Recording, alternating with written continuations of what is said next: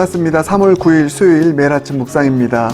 오늘도 레위기의 그 제사의 규례를 통해서 왕같은 제사장으로서 우리가 속죄제의 제물 대신 예수 그리스도를 어떻게 대할 것인가, 이 부분 중심으로 함께 묵상하도록 하겠습니다.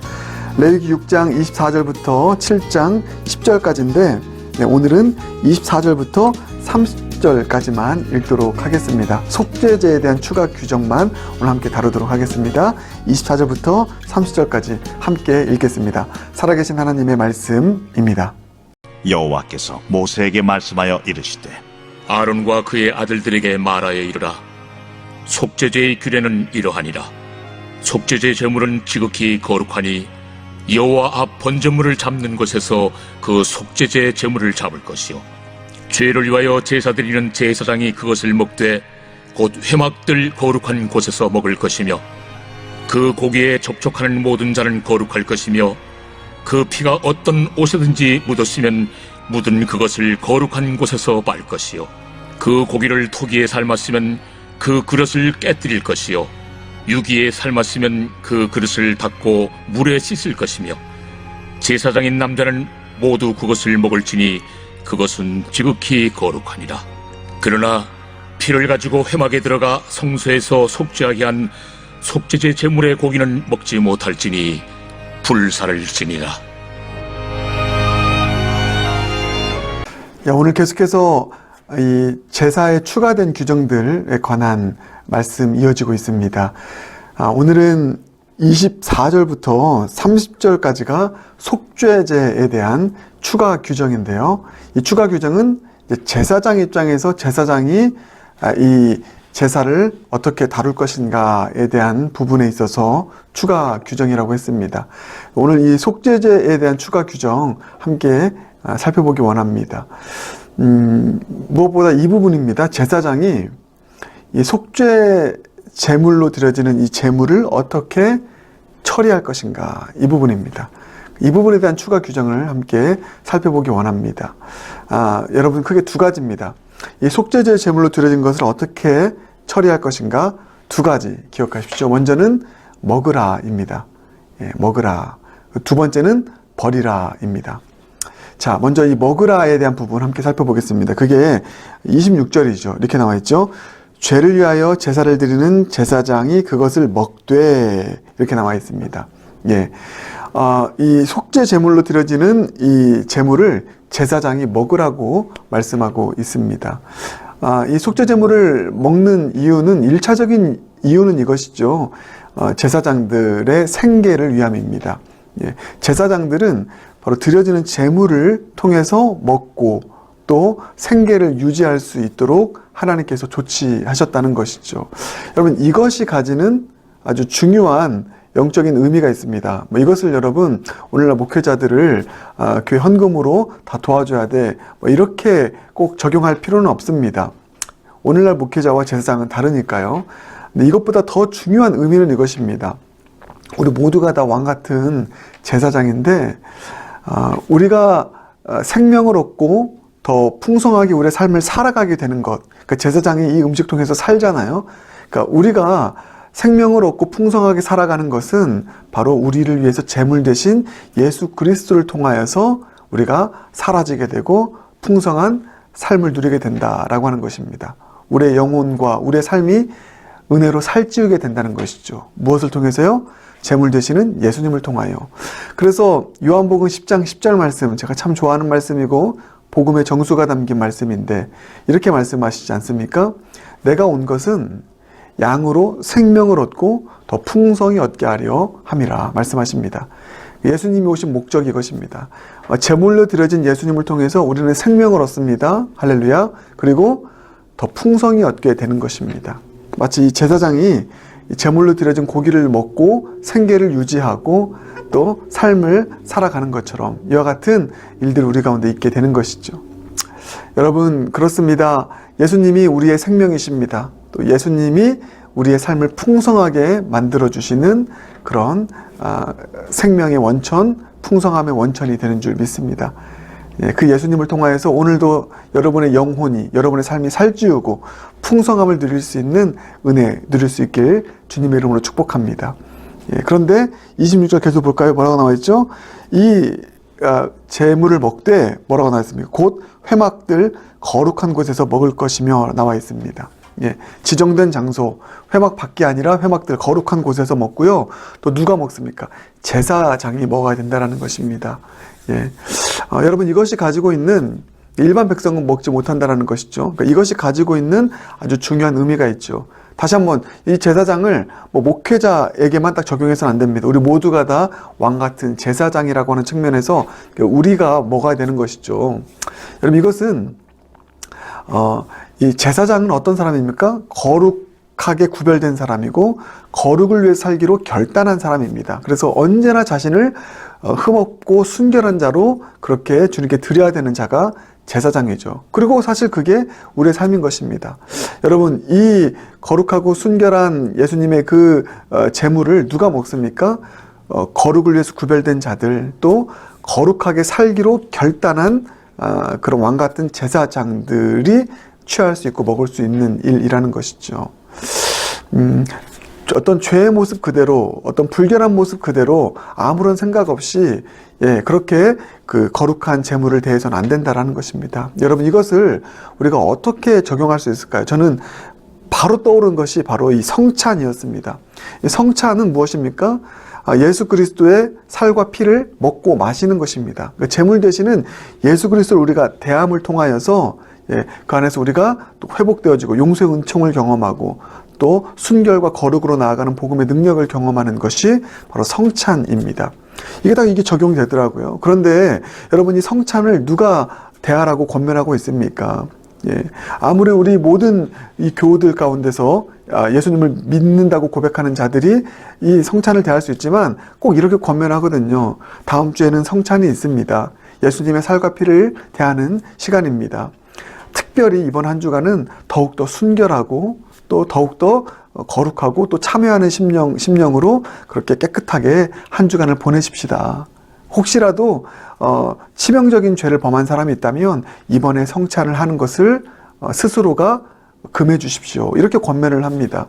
그만큼 예수 그리스도의 성찬, 그 살과 피를 마시는 그 기념하는 그 시간이 거룩한 성찬의 시간이 되어야 된다는 것입니다. 우리가 거룩한 예수님의 제물, 성찬을 대하는데 여전히 똑같이 어떤 경건함 없이 경외함 없이 죄에 찌든 삶을 살아가고 그런 상태에서 와서 성찬을 대한다면 그 은혜의 수단이 될 수 없다라는 것이죠. 은혜의 중요한 수단 중에 하나가 바로 이 성찬인데, 그래서 우리 몸과 영혼을 거룩하고 깨끗하게 드려야 된다. 그 일환에서 이 말씀을 받아들이시고 적용할 수 있는 저 여러분 되길 바라겠습니다. 예수님은 거룩하고 순결하게 정결하게 자신의 생명을 찢어서 우리에게 주셨습니다. 거룩한 제물입니다. 그 거룩한 제물 대신 예수님을 대하는 우리의 마음 또한 왕 같은 거룩한 제사장의 그 순결함과 거룩함과 회개의 심령으로 죄된 마음 그대로 아무런 생각 없이 예수님의 숭고한 희생을 대하고 먹고 마시고 이용하는 자가 되어서는 안 된다는 것입니다. 여러분 그와 같은 죄된 마음 그대로 불결한 마음 가지고 이 재물을 대하는 삶을 살아간다는 것은 제가 이렇게 표현할게요. 그 예수 그리스도를 정말 잡아먹는 일이 되는 것이죠. 그런 삶이 되는 것이죠. 그런 사람이 되는 것이죠. 그 대표적인 사람이 가룟 유다 아닙니까? 가룟 유다도 예수님의 마지막 만찬에 참여하였습니다. 그런데 그때 그는 여기 나와 있는 제사장의 그 구별되고 거룩하고 순결한 마음으로 성찬을 대하지 않았고요. 그 마음 가운데 탐욕이 있었습니다. 예수님을 팔아넘길 생각하고 있었습니다. 죄된 마음 가지고 이것을 대했습니다. 그러니 예수님을 정말 잡아먹은 것이죠. 그 예수 그리스도의 고귀한 살과 피를 대함을 통하여서 내 영혼이 변화되어지고 내가 회복되어지는 것이 아니라 예수님을 잡아먹게 된 것입니다. 사랑하는 여러분, 이 거룩한 제물 대신 예수님은 거룩한 곳에서 거룩한 제사장이 먹고 취하는 것이다. 이 사실을 꼭 기억하시길 바라겠습니다. 우리 그런 마음으로 성찬을 대하고 죄된 마음으로 또 여전히 불결한 마음으로 탐욕스러운 마음으로 이 제물을 대하는 일들이 우리 가운데 없길 바라겠습니다. 그런 마음으로 예배 드려서는 안 되고요. 이렇게 참회하는 마음, 순결한 마음, 거룩을 결단하는 마음으로 예배를 대할 수 있는 저와 여러분 모두가 되길 주님의 이름으로 축복합니다. 그런가 하면 또 하나, 이 속죄제의 제물을 처리하는 또 하나의 방식은 뭡니까? 하나는 먹으라, 또 하나는 버리라. 버리라 나와 있습니다. 그게 30절이죠. 그러나 피를 가지고 회막에 들어가 성소에서 속죄하게 한 속죄제 제물의 고기는 먹지 못할지니 불살을지니라. 이렇게 나와 있습니다. 그렇죠, 여러분. 이 속죄제의 어떤 그 제물의 피를 성소에 뿌린 그 어떤 속죄제 제물은 이제 버리라는 것입니다. 왜냐하면 여러분 그 속죄제 제물은 거룩하고 순결하죠. 그렇죠? 그렇게 드려졌습니다. 그런데 그 속죄제 제물에 안수를 하죠. 그래서 우리 모두의 죄가 전가가 됩니다. 안수해서 죽임을 당합니다. 죽임당한 피로 뿌리게 돼요. 그래서 그렇게 죽임당한 제물은 이제 우리의 모든 죄와 오염들을 다 안고 그렇게 드려진 속죄제의 제물이 되는 것입니다. 그렇기 때문에 그 부정하게 된 속죄제의 제물을 이제 그 기능을 다하면, 속죄의 기능을 다하면 부정밖에 남지 않은 것이기 때문에 이제 진 밖으로 버리게 되는 일을 하라는 것입니다. 여러분 이것을 통해서 우리가 또 한 번 예수 그리스도, 거룩한 제물 되어서 십자가에 못 박혀 죽으심으로 스스로 죄 덩어리가 되신 그 예수 그리스도, 그래서 속죄의 어떤 사명을 감당하시고 죄로 인하여 심판당하신 예수 그리스도께서 진 밖으로 버려지신 그 놀라운 희생, 버려지신 예수님의 그 희생의 사랑을 우리는 바라보고 또 묵상할 수 있게 되는 것입니다. 사랑하는 여러분, 그러하기 때문에 이 진 밖으로 버려진 이 제물의 이 버림당함을 보면서 우리는 예수 그리스도의 숭고한 희생, 우리의 죄를 위해서 버림당하신 예수님의 놀라운 희생의 사랑을 깊이 묵상하고 또 품을 수 있는 저와 여러분이 되길 바라겠습니다. 그래서 여러분 그런 마음을 가지고 있다면 제가 이 부분입니다. 버리는 것도 함부로 해서는 안 되는 것이죠. 이 진 밖으로 이 불살라 버리는 이 일들에 대해서 얼마나 이 제사장으로 하여금 조심스럽게 그 일들을 행하도록 하고 있는지 절차들을 잘 보여주고 있지 않습니까?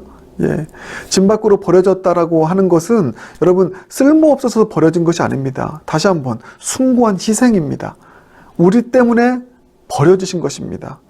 그 예수님의 사랑을 생각하면서 우리는 회개하는 마음으로, 참회하는 마음으로 그 버려지신 예수 그리스도의 그 어떤 희생의 사랑을 기억해야 된다는 것입니다. 또 그 앞에서 우리는 회개하는 마음으로 나아가야 된다는 것이죠. 그것을 가장 잘 보여주는 한 사람이 누굽니까? 아리마대 요셉입니다. 아리마대 요셉은 십자가에 못 박혀서 죽으시고 버려지신 예수 그리스도의 그 시체를 존귀하게 여겨서 자기 무덤에 고이 묻어주는 일을 감당하게 된 것이죠. 사랑하는 여러분, 예수님이 건축자의 버린 돌처럼 이렇게 버려지는 그런 수치를 당하셨습니다. 우리는 그런 세상이 건축자의 버린 돌처럼 버리는 그런 어떤 마음을 가지고 예수 그리스도의 희생을 대해서는 안 된다는 것이죠. 아리마대 요셉처럼 숭고한 예수님의 희생을 기억하면서 그 버림당하신 예수 그리스도, 그분을 나의 어떤 가장 소중한 곳에 묻어줌을 통하여 죄를 버리는 일을 통하여서도 주님을 영화롭게 하고 예배할 수 있는 아리마대 요셉의 심정이 저와 여러분 가운데 있기를 주님의 이름으로 축복합니다. 오늘 이 두 가지 꼭 기억하면서 먹으라, 버리라, 이 두 가지를 통한 의미가 여러분 영혼에 깊이 새겨져서 우리의 제물 되신 예수 그리스도, 그분을 높이 올릴 수 있는 참된 예배자가 되길 주님의 이름으로 축복합니다.